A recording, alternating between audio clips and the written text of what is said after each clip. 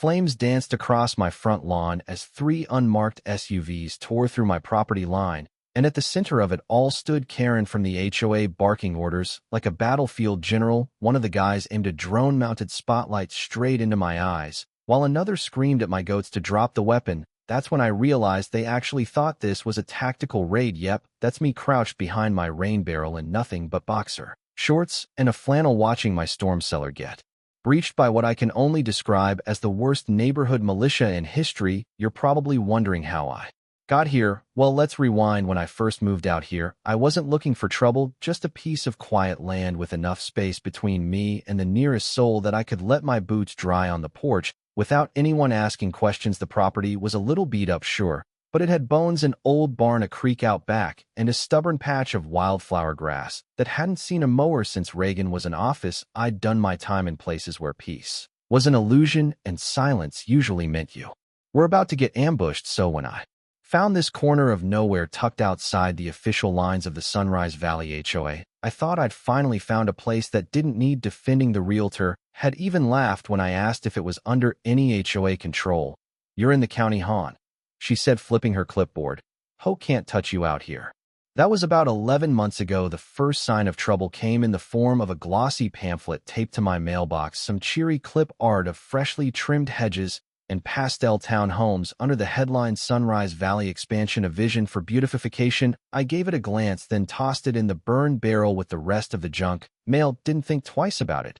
But a week later, I got a formal-looking envelope stuck under my door with my name spelled wrong and a note about unapproved structures visible from the road. That structure, my rusted old tractor I'd parked near the fence line while I was rebuilding the gate. I called the number at the bottom. No answer, just a voicemail from someone named Karen Mitchell, acting president of the Sunrise Valley Homeowners Association. I didn't leave a message. I figured it was a clerical error, maybe some overly eager volunteer with too much time and a clipboard full of bad ideas. Then came the grass complaint. My grass is technically a mix of crabgrass, moss, and what I assume is half a dozen endangered prairie species. I let it grow long for the goats, and because I liked it that way, but apparently it was disrupting visual continuity with the new homes being built a mile and a half up the hill. They hadn't even broken ground yet, but that didn't stop a laminated violation notice from showing up nailed to my front gate. It was professionally printed, the kind of thing you'd expect from a bank foreclosure, not a neighbor. This one came with a $150 fine for non-compliance. I laughed, crumpled it,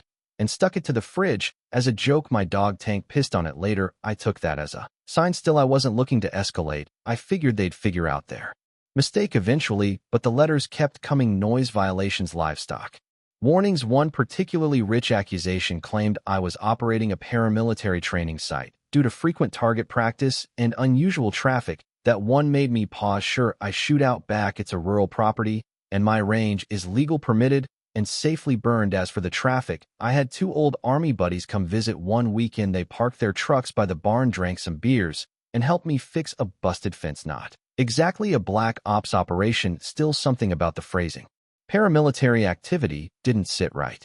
It was the kind of language meant to stir fear to justify action. I dug out my property survey just to be sure and confirmed what I already knew. I was outside the Sunrise Valley HOA boundary, just barely, but outside nonetheless. That didn't stop them from escalating. I got a knock at the door one Thursday morning about 3 weeks after the militia letter. It was a woman in a salmon blazer with a clipboard and a forced smile. "Hi, I'm Karen Mitchell. I'm with the Sunrise Valley HOA Beautification Committee." I didn't invite her, and she stood on my porch like she owned it, peering past me at my kitchen like she was taking inventory. "We've recently annexed adjacent parcels into our development zone," she said, "including yours." I told her flatly that my parcel wasn't for sale, hadn't been res zoned, and was legally outside their reach. Her smile tightened. "For now," she said with that same practiced cadence you hear from lawyers and real estate leeches, "we just want to make sure everyone's on the same page as we raise property values in the area." I didn't slam the door in her face. I was polite, but I did let Tank bark his head off at her heels as she walked back to her white Escalade. I started documenting everything after that: calls, notices, photos. Something in me knew this was just the beginning. The next week, one of their board members drove past slowly while I was cutting firewood and took photos of my outholdings. I know what surveillance looks like. Even when it's amateur hour, they always park facing downhill, so their plates couldn't be seen from my cameras. The worst part, my Own neighbors started acting strange. The Simons stopped waving. Old Mrs. Dobbins wouldn't return my calls about the fence we shared. Someone even filed a complaint with the county claiming I was burning unauthorized materials. They sent out an inspector who ended up apologizing for wasting my time after confirming I was just running a clean brush fire. It was all small stuff, petty. That's how these things work.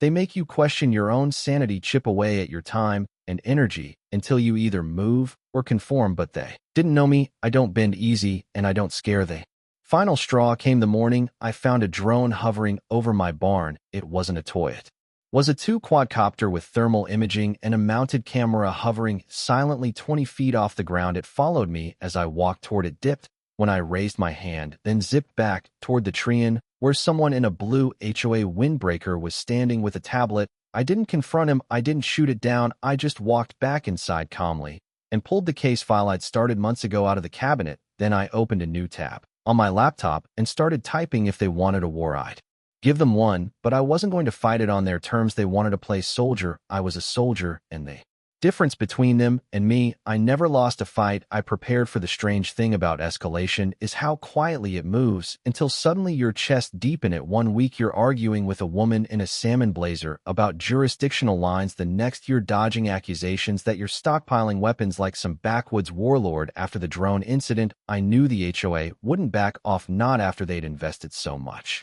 energy into spinning me into some kind of boogeyman. But even I underestimated just how far Karen Mitchell and her clipboard mafia were willing to take things. It started with the flyers. One morning, I went out to grab my mail and noticed a stack of glossy trifold brochures rubber banded to every mailbox on the gravel stretch of road that led to my property. Community safety alert. It read in bold red font below that a photo, blurry, grainy, obviously taken from that same drone of me in the yard with tank at my side, hauling a few target dummies out of the back of my truck. The caption said, "Unpermitted militia training site discovered in expansion zone. Be advised.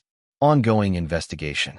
There was a QR code linking to the HOA's online newsletter, and beneath that a bullet point list: explosives, suspected livestock used in tactical maneuvers, nighttime, gunfire, reported non-compliance with neighborhood watch protocols. I stood in the road, turning the flyer over in my hands, and let out a single dry laugh. Tactical goats. That's what they'd landed on. The explosives were 2 expired propane tanks I'd set aside for disposal. The nighttime gunfire was a suppressed .22 I used to deal with the occasional coyote sniffing around my chicken coop. And the non-compliance, well, that part was true. I hadn't complied, not once, and I didn't plan to start now. But the phrase that stuck with me, the one that made the hairs on my arms rise, was ongoing investigation. That meant they were trying to loop in someone with a badge, or at least someone who carried themselves like they had one. The next week was a blur of strange encounters. I'd catch headlights creeping past my property at 3 a.m.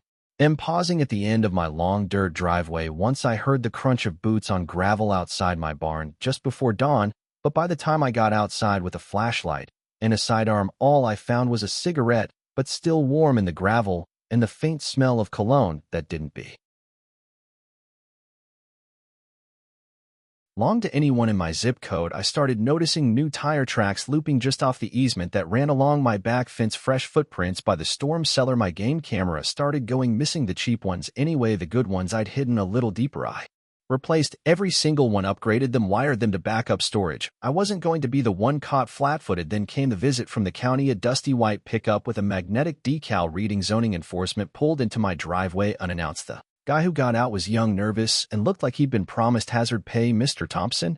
he asked, glancing around like he expected to be shot at. I nodded. "We received a complaint from your homeowners association about an unpermitted underground structure on the premises." I didn't even pretend to be surprised. "Storm cellar," I said flatly.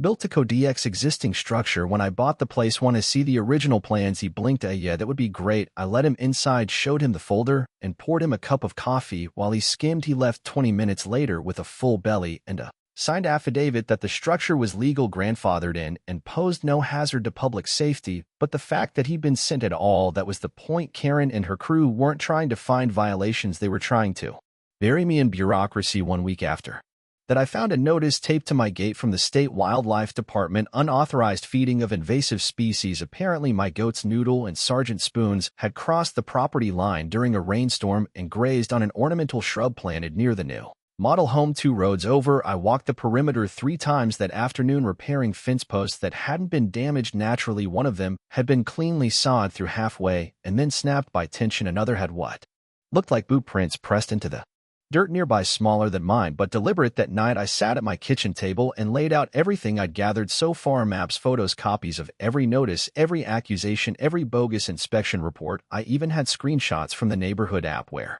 Karen had taken to posting ominous safety updates about unauthorized individuals conducting military-style training operations near the community green belt. I started digging into HOA records which weren't public, but which I had ways of accessing, namely my neighbor Sarah, who used to be on the board before she got pushed out over philosophical differences. She met me at the feed store one afternoon and handed me a flash drive tucked inside an empty box of dog biscuits, budget records, board minutes, vendor payments. You didn't get this from me. That night I found something curious: repeated payments from the HOA account to a company called Shield Safe Solutions. The description said consultation services, private security. The payments weren't large, but they were monthly recurring. I cross-checked the LLC and found it had been registered 3 months ago, right around the time I first started getting notices. The listed address: APO Box 2, Towns Over. The registered agent Mitchell are Karen's cousin. I couldn't make this stuff up. Then came the flashlights. One night just before 1 a.m. I saw movement by the tree and slow beams of light cutting through the mist, sweeping left to right in rhythm. Not kids, not poachers. These were adults moving in a methodical grid pattern. I killed the interior lights and watched from the second-story window, hand on my holstered Glock phone, already recording. 3 of them dressed in matching gray windbreakers with reflective strips. One held a clipboard. One was scanning the barn with what looked like a thermal monocular. The third carried a two-way radio. They never entered the property. They just stood at the edge, muttering and pointing at things. One of them reached into a backpack and started nailing something to my fence post. By the time I got down there, they were gone, vanished into the woods. The sign they left behind was metal bolted into the wood with 4 screws, red text on a white background: warning, hostile zone, subject to raid, no OA logo, no government seal, just pure intimidation. A bluff, but a calculated one. They were testing how far they could push, seeing if I'd flinch. I didn't. I took it down, photographed it, and stored it with the others. I also wired up a small surprise in the lower pasture: a remote triggered floodlight rigged with a motion sensor and an old police siren. Harmless, loud, and extremely discouraging to anyone trying to sneak through the fence. Again, I upgraded my locks, reinforced the barn doors, and just for fun I repositioned all my training dummies to make it look like I'd started hosting late-night drills with unknown personnel. If they wanted a ghost story, I'd give them one to whisper about, but I wasn't done. I printed 100 flyers of my own, no accusations, just a quote from the HOA bylaws about overreach and a QR code linking to a website I'd built overnight. Hatruth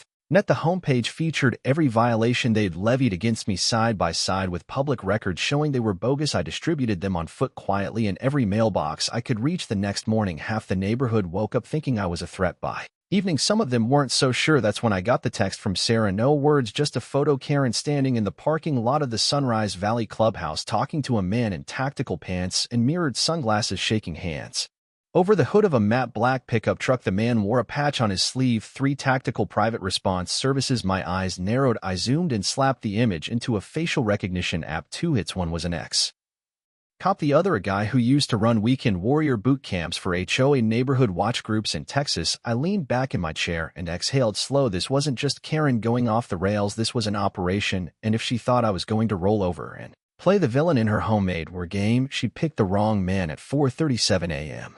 On a Tuesday morning, I woke to the distinct mechanical whine of drone rotors slicing the cold pre-dawn air. It wasn't the first time they'd flown one over my property, but this one sounded heavier, closer, and more deliberate. My bedside alarm read 47:16. I logged the time automatically, just like I had 100 times before on missions where timing could mean the difference between life and body bags. Tank was already growling by the back door, his hackles up and his ears pinned flat. He'd sensed it.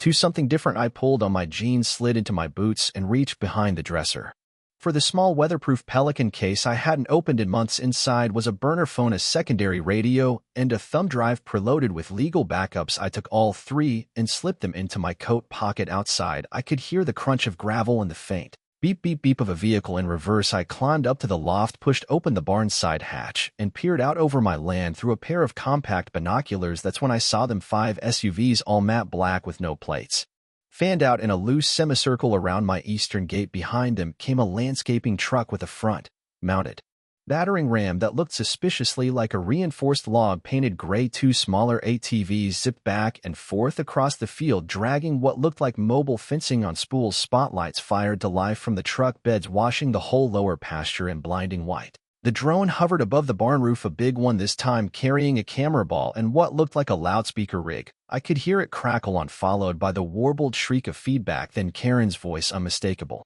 and sharp as barbed wire. Attention property occupant, you are in violation of Sunrise Valley safety protocols. This area has been designated as non-compliant and subject to enforcement under HOA emergency bylaws. Step outside with your hands visible. She said it like she'd practiced, like she believed it. I almost laughed. They were trying to perform a neighborhood raid like it was a DEA bust, except I used to work with the DEA, and what they just stepped into wasn't a suburban standoff. It was a sandbox I'd built myself, and they had no idea how out of their depth they were. I climbed down the loft ladder, took a slow breath, and walked over to the far wall of the barn. Mounted under a camouflaged panel was a breaker box I'd wired in myself, connected to a series of independent systems not tied to the main house power. I flipped 3 switches in sequence. 30 seconds later, a low hum filled the barn, followed by the pop of ignition capacitors, and the floodlight system at the far edge of the property, 4 mounted strobe towers hidden in hollowed-out fence posts, burst to life and began strobing at 30 lumens per pulse. The effect was disorienting as hell, like a thunderstorm going off in your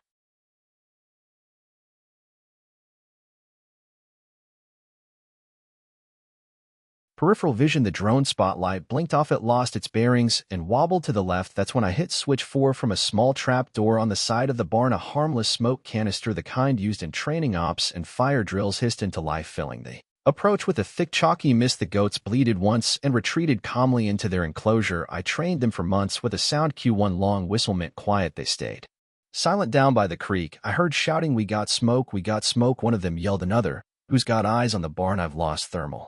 I smiled. The thermal was never going to work. I'd lined the outside of the barn walls with scrap mire and empty feed bags. Poor man's insulation, but enough to scramble a hobby-grade thermal scope they'd prepped for a YouTube militia. What they got was a retired special forces sergeant with too much time, too much land, and a grudge. I stepped out of the barn's back entrance, quiet, unseen, and circled around the west field toward the goat shed. That's where the real action was about to unfold. About 20 minutes earlier, I'd spotted a young guy with a shaved head crouched inside, remote controller in hand, eyes glued to a screen. Karen's drone pilot. He was focused, jittery, clearly not military, probably someone's nephew who played too much Call of Duty. I crept up behind the shed and knocked twice on the wall. That was the cue. Inside, the shed lights burst on, blinding and disorienting the goats.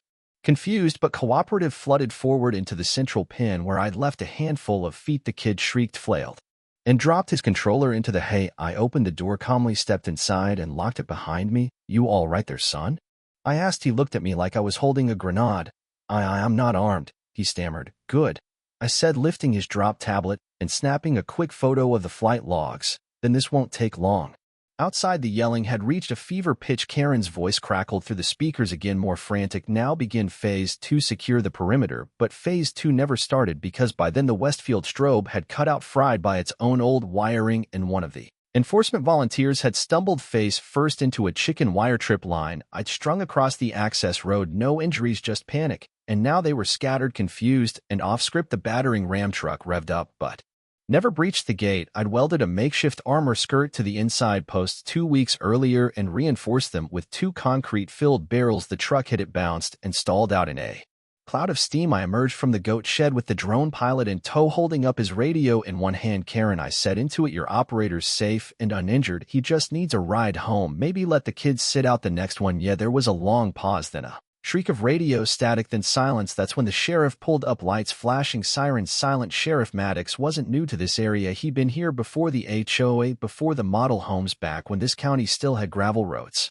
and handshake politics. He stepped out of his cruiser, squinting at the floodlights, and took in the scene. 5 vehicles, 1 wrecked gate, a scattered mob of wannabe commandos and matching surplus vests, a smoke-hazed barnyard, and me standing calmly in the center with my coat-zipped hands, empty drone tablet in one hand and the other on the kid's shoulder like a camp counselor. "Morning, Sheriff," I called out. "Little early for all this, isn't it?" He walked up slowly, one brow raised. "What the hell's going on here, Jack?" I handed him the tablet. "Drone surveillance, unauthorized entry, property Damage false reports that there's the drone flight log that there I pointed to the SUV where Karen was now standing red-faced and screaming into her phone. Is your probable cause? Maddox looked down at the tablet, then back at me, and you didn't hurt anybody, wouldn't dream of it. I said this was all de-escalation. Karen stormed up. Sheriff, arrest him. He took one of our contractors hostage and assaulted my staff. Maddox didn't flinch. I've got a Halfosa 911 calls from neighbors about a possible paramilitary incursion, he said dryly. You want to explain what the hell Operation Front Lawn is? Karen froze. Excuse me, you said it on tape. This man, he jerked a thumb toward me, sent me audio of you yelling that phrase over a loudspeaker while your people rolled up in unmarked vehicles and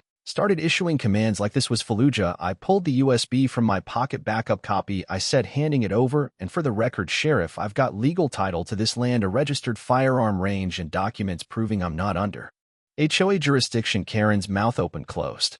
Opened again. He's dangerous. He's building bunkers. He has tactics. Maddox raised a hand. Karen, stop talking around us. The HOA stormtroopers had begun quietly peeling off their gear-stuffing vests into car trunks and pretending they hadn't just tried to reenact Red Dawn on a goat farm. I watched them disperse one by one like a birthday party no one wanted to admit went sideways. Maddox turned back to me. You pressing charges? Not yet, I said, but I'd like to make a formal complaint, and I'd like you to collect witness statements from the neighbors who recorded all this on their phones. He nodded. Already happening. I'll send you the incident report by tomorrow. Karen stood frozen, her face an unreadable mix of rage and panic. You'll hear from our legal team, she hissed. I sincerely hope I do, I said, smiling faintly. I'd love to explain to a judge how your HOA declared a tactical operation on a retired Special Forces operator because his goats chewed through your fiber optics tank. Barked once from the porch. I didn't call him off. Let the moment hang. Let the world know this wasn't over. Not yet, but it damn sure wasn't going their way anymore.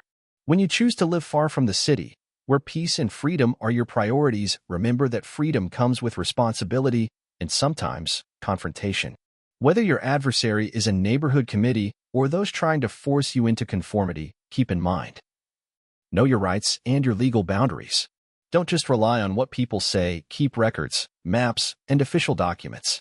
Being well prepared is your first weapon. Don't get provoked. Don't lose control. You can't win a fight based on someone else's paranoia if you get dragged into it. Stay calm, stay logical, and let the facts speak for you. Connect with your community, even if it's just a few people. One reliable ally is worth more than a whole crowd of pretenders and matching windbreakers. Like Sarah, sometimes the truth needs someone on the inside willing to speak out. Don't just play defense. Tell your story. Real power lies in controlling the narrative. The story you've just read, it's not just about conflict. It's a reminder that freedom isn't something given, it's something maintained. So, if you've ever been threatened by people hiding behind titles but lacking integrity, remember, not everyone with a clipboard is a leader, and not everyone who lives quietly is powerless. Silence doesn't mean weakness, but when the time comes, make sure your voice rings out loud, clear, and undeniable.